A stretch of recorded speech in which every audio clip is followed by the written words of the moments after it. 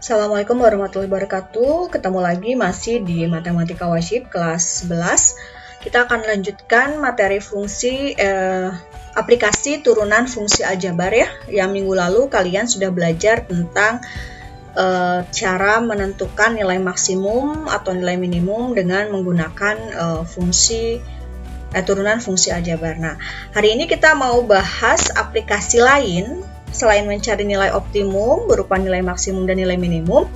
Nah, apa lagi sih gitu ya fungsi dari turunan fungsi aljabar ini? Masih ingat? Nah, ini di bagian yang kedua untuk aplikasi turunan fungsi aljabar kita dapat menentukan interval atau selang kemonotonan fungsi naik atau fungsi turun. Nanti ada fungsi yang naik, ada fungsi yang turun, ada fungsi naik lagi, ada fungsi turun lagi.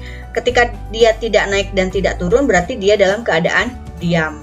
Nah, ini fungsi diamnya di sini. Jadi di A, di B, di C adalah fungsi diam.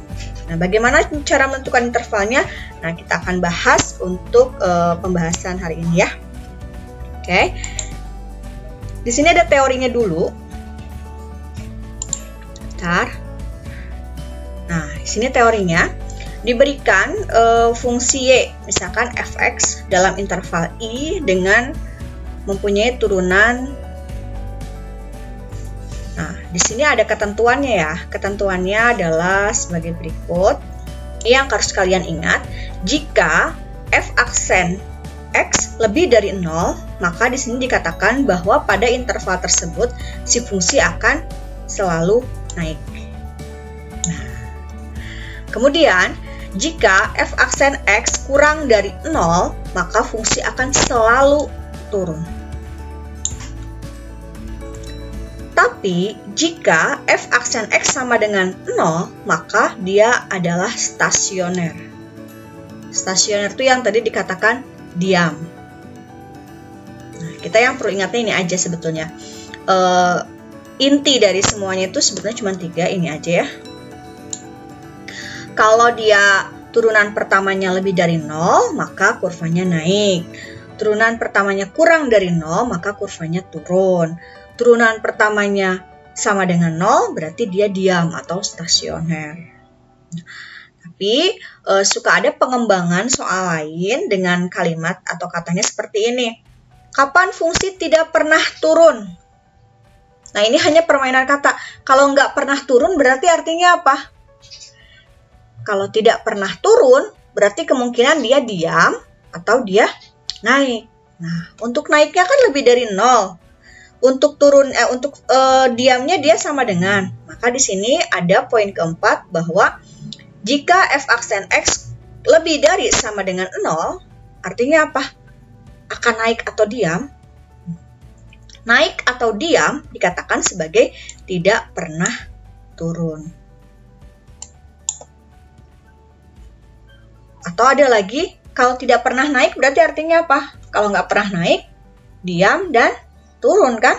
Diam atau turun. Oh, kalau diam atau turun berarti dia kurang dari sama dengan 0. Nah, ini hanya permainan kata-kata saja. Jadi intinya dari fungsi ini atau mencari interval, soal-soal interval ini cuma 3. Jadi kalau ada fx diturunkan, jika hasilnya sama dengan 0, maka dia stasioner. Tapi jika lebih dari 0, maka dia fungsinya naik. Jika f aksen x-nya kurang dari 0, maka fungsinya turun. Nah, kata tidak pernah naik